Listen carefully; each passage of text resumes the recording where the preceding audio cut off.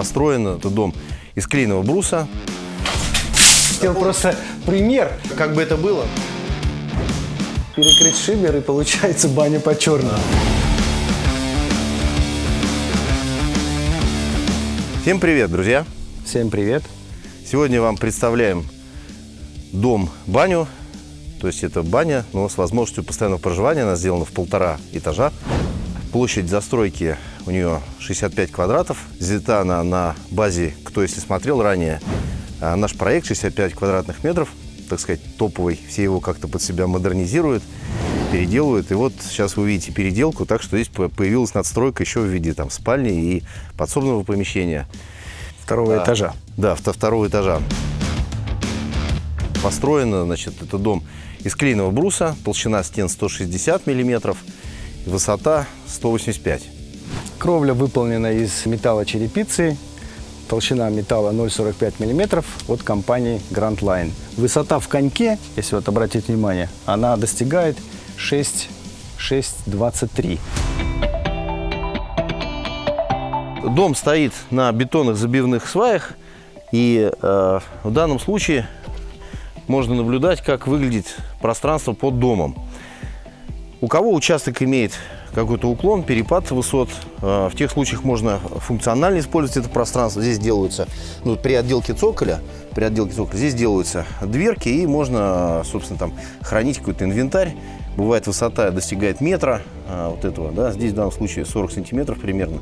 Можно отделать таким образом, что внешне вы и не отличите, что это сваи, либо это ленточный фундамент, то есть будет выглядеть под кирпич отделку, можно сделать под натуральный камень, собственно, как угодно. Мы сейчас с вами находимся на террасе. 12 квадратных метров. Из часто задаваемых вопросов и во время проектирования заказчики часто спрашивают, достаточно ли вот такого размера террасы, сколько человек может разместиться на данной террасе. Вот 3 на 4 метра. 3 на 4 метра. Мне кажется, человек 6 могут спокойно расположиться. Можно сделать, конечно, ее больше, но, на наш взгляд, это самый оптимальный размер террасы, который может быть, например, в небольшом доме или там в большом доме. И очень удобное тут расположение. Тут, если обратить внимание, тут у нас есть окно, кухонное окно. Вот мы сейчас с террасы зашли в прихожую. Прихожая имеет площадь, такой холл, он и прихожая в этой зоне, условно. И дальше располагается лестница, 9 квадратных метров. Ширина здесь 1,65 м. То есть здесь, в принципе, можно и шкаф было поставить. В данном случае такое исполнение. 1,65 м. Отсюда мы можем попасть в спальню на первом этаже. И напротив практически располагается дверь входная в гостиную. Пойдемте туда и зайдем. Гостиная имеет у нас площадь 20 квадратных метров. Вот так 4 метра и в этом направлении 5 метров. Я сейчас нахожусь прямо в зоне, кухонной зоне. Вот у нас, значит, столешница кухонная, шкафы. Вот это окошко с возможностью подачи каких-то блюд на террасу. И вот сама мойка, она выведена в отдельное, в отдельное пространство, то есть она стоит независимо от рабочей поверхности столешницы. Вот такое вот решение, заказчикам так понравилось. Покраска также здесь у нас лессирующая, полупрозрачная. Цвет выбирали с заказчиками, помню, совместно. Вот такой немножко, я не знаю, как это передается на камеру, такой немножко такой медовый цвет, напоминающий цвет естественной вот сосны, только чуть немножко приглушенный. Что у нас еще тут? Потолок, хотел бы сказать, да, потолок выполнен из вагонки, спрашивают. Вот говорят, вагонкой. Вообще, на самом деле, вагонка, да, но разновидность это штиль. Категория А, то есть на ней присутствует сучок, она никакая не отборная, в плане того, что все сучки живые, нету черных валищ, категория А именно. Вот. Пол выполнен из доски, массив. Это сосна, толщина его 35-36 миллиметров, я сейчас не помню точно. Покрыто так же, как и везде, где мы делаем, из доски пол морилкой и, соответственно, сверху лак. Ну и про камин. Да, камин мы не ставили, то есть, когда мы завершили все строительство, заказчики звонили консультацию некоторую, у меня спрашивали, пригласили компанию, которая установила вот этот камин, то есть здесь поставили жаропрочное стекло закаленное. Оно вырезано вот так в угол, видно. Ну и, собственно, не знаю, что рассказать про камин. Наверное, классно, что сидеть, видеть, как горит огонь. Просто уют, любоваться, комфорт отдыхать. Да? Да. и тепло. Отсюда попадаем как обратно в прихожую, холл, так сказать. Спальня небольшая, 8 квадратных метров, а 8,5, по-моему. Вот так 2,30 ширина ее. Ну, то есть, по большому счету, здесь, если как гостевую ее иметь, то вполне достаточно. Если заходить сюда только для того, чтобы лечь спать, ну, а что еще? Зашел, разделся, лег, поспал, проснулся и бодрствуй. Ну Радуйся. тут есть окошко, высота Да. достаточно, Высота, она не маленькая. Высота здесь 2,60. Высота 2,60.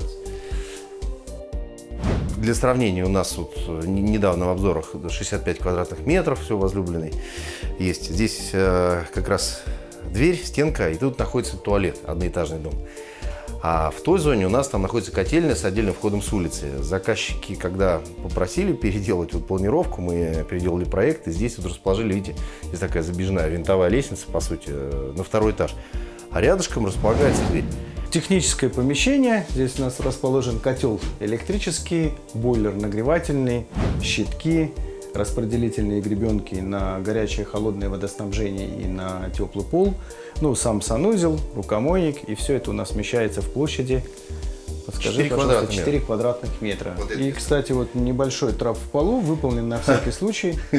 На всякий случай, да, но я бы хотел акцентировать внимание, как он художественно выполнен. Наш, потому что мастер из него буквально сделал василек какой-то. Цветочек. Да, цветочек. Вот, старательно ребята работают. Что касаемо лестницы. Лестницу мы сами не производили, купили готовую в магазине, подбирая, соответственно, да, под параметры высоты, но ей не хватало одной ступени. То есть вот можно увидеть, немного по цвету она отличается. Вот эту ступень ребята наши собрали с нуля. Сама лестница заканчивалась вот на этой точке. Это финал лестницы. И нужно было ее поднять выше. Как это сделать? При том, что здесь вход, вот мы реализовали. Заказчики даже, честно говоря, не поняли этого. Я им потом сказал, что это была доработка вручную этой лестницы. И они очень удивились. Небольшое дополнение по поводу лестницы при выборе проекта. Когда на этапе проектирования, если лучше всего всегда выбирать какую-нибудь, ну не лучше всего, а лучше подбирать стандартную лестницу, и потом в размере стандартной лестницы сделать именно вот сам проем и подобрать высотные отметки. Это всегда гораздо дешевле получается, чем обустраивать индивидуальную лестницу уже по фактическим размерам, которые получаются. Поэтому лучше выбрать стандартную лестницу и вписать ее в проект на этапе проектирования. Ну что, а сейчас пойдемте посмотрим, как обустроена душевая и Парилка. Парилка, да. Вот, ох, тут прохладно. Кстати, на улице сегодня жара, там 34 градуса. Вот, сегодня 27 июня, 22 год. И напомню, год уже как дом в эксплуатации. Значит, душевая зона, пол сделан теплый, из плитки. И душевая ниша выложена тоже плиткой и на стенах. То есть у нас вот в этой части идет, так называем, П-образно. П-образно стены выложены плиткой. И эта ниша сделана с таким с приямком, с приступком, когда моешься, чтобы вода у нас не выбегала. Соответственно, с уклоном к сливному трапу. Ну и попробуем. Работает. О! Работает. Как раз заходим в парилку, и здесь хочется сделать особую отметку на солевой экран, который построен из гималайской соли. Плитки из гималайской соли, они бывают толщиной 2 сантиметра, там 5 сантиметров. И за этим солевым панно выполнена подсветка из ленты RGB. Она может гореть в различных режимах освещения. Вот сейчас Иван отрегулирует, да. Но вот можно всегда себе подбирать цвет под настроение. И установлена печь от компании Föhringer, которую мы практически, можно сказать, всегда устанавливаем, но с топкой внутри, в самом парном помещении. Мы раньше такие печи никогда не устанавливали именно с топкой внутри. Мы обычно, у нас всегда портал выходил в комнату, ну, в зону отдыха. На наш взгляд, вот это данное помещение нужно использовать не только как парилку, где можно попариться, а где можно посидеть и просто обычно тогда строят специальные солевые комнаты, где люди садятся и начинают дышать вот этими испарениями соли, то ее можно использовать как бы в двух вариантах. И попариться, подышать, и просто посидеть и наблюдать вот такую картину, которую сейчас Иван стоит и регулирует цветовые решения. На самом деле классная игрушка. Цветовые решения. Вот, что из себя представляет, грубо говоря.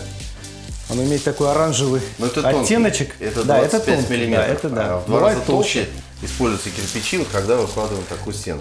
Слушайте, ну во многих статьях говорят, что здесь используется в наличии 84 там, микроэлемента.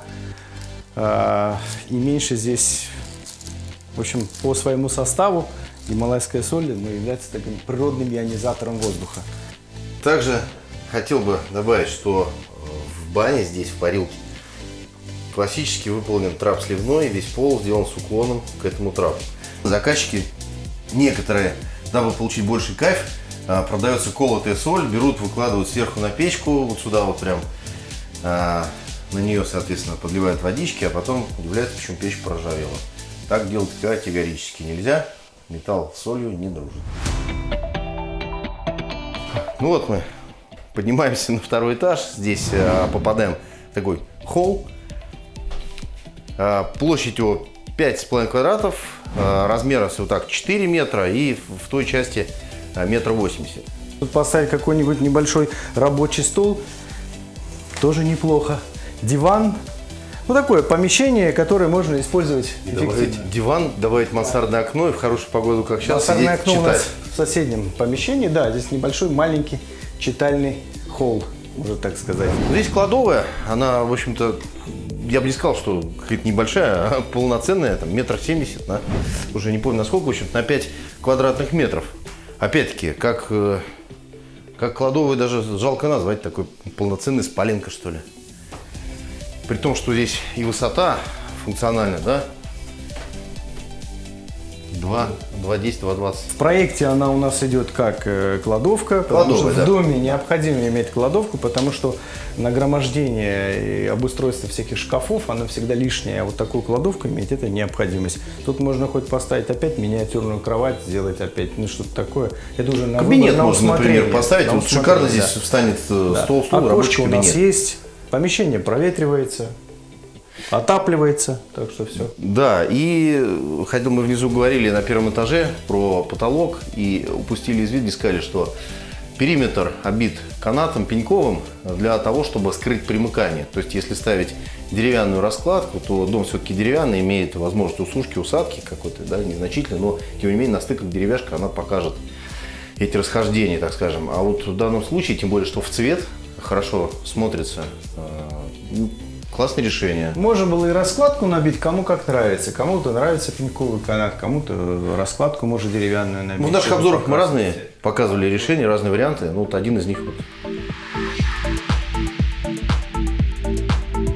Спальня здесь 14 квадратных метров, там 3,5-3,40 на 4 метра размер.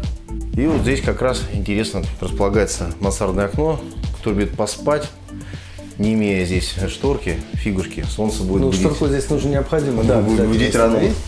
Это мансардное окно велюксовское, размер у нее 78, по-моему, на 140, что ли, если не ошибаюсь. Москитные сетки мы установили, можно сказать, что они практически на всех окнах, где... Не практически, на всех абсолютно. На всех, где есть откидывание и открывание, установлены москитные сетки. Это очень важный элемент, об этом не нужно забывать, потому что в загородном доме это очень важно. Потому что если их не установить в самом начале, ну, при заказе окон и делать это потом, Ну, сложнее, то дороже. это получается гораздо дороже, чем это делать. А здесь ни одного глухого окна нет в этом проекте, в этом доме. У нас все окна открываются, и поэтому так везде установлены москитные сетки. А еще я бы хотел обратить внимание нашего оператора наверх, показать, как выполнен откос окна с обратной стороны. Сделан на рассвет. Сейчас поясню. Когда окно делается и под прямым углом, просто, да, то за счет пирога крыши получается окно где-то там в кровле утопленное. За счет того, что мы здесь так на рассвет сделали, да, плавным уходом, то есть, вот это пространство светлое окна, оно как бы расширяется визуально и гораздо приятнее воспринимается, нежели был бы вот так вот отрезан по прямой. То есть именно вот так. Да, Я хотел просто пример, если, например... А, ну как бы это было, да, ну... Как бы это было. Ну, грубо как-то так. Но так гораздо красивее, эстетичнее смотрится. Конечно. В самом начале, когда мы начали снимать обзоры, всегда акцентировал внимание, говорил, что проводка скрытая. Чуть мы об этом перестали говорить, я хотел бы обратить внимание, что вот здесь выполнены также работы скрытые электропроводки, под телевизор вывод сделан, то есть можно повесить телевизор здесь. И вся проводка делается скрытая. Кабель мы используем, провода обязательно ГОСТ, строго ГОСТ, по-другому не делаем. Негорючие провода, ВВГ-НГ. Все кабель-каналы делаются на этапе строительства, то есть высверливаются отверстия, в которые уже в гофру сначала Проводка делается погружается. лучевая, то есть мы не используем распачные коробки, мы не делаем разрывы проводов. Если провода не хватает от точки потребителя до распределительного, до щита силового, то, значит, провод просто ставится другой. Никаких соединений не допускается. То есть обязательно цельным проводом от точки до точки.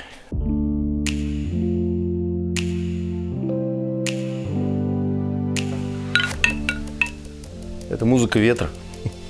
Классно иметь свой дом, отдыхать, жить, наслаждаться природой. Давайте подведем итоги. Этот дом построен из клееного бруса. Выполнены здесь все работы, необходимые полностью для проживания. Это электромонтажные, инженерные коммуникации, отделочные работы. В полном виде можно все работы завершить за срок, за 4 месяца, построить такой дом. Сколько стоит этот дом, читайте в описании к данному видео. Подписывайтесь на наш канал, переходите по ссылкам в соцсетях. До новых встреч! До новых встреч!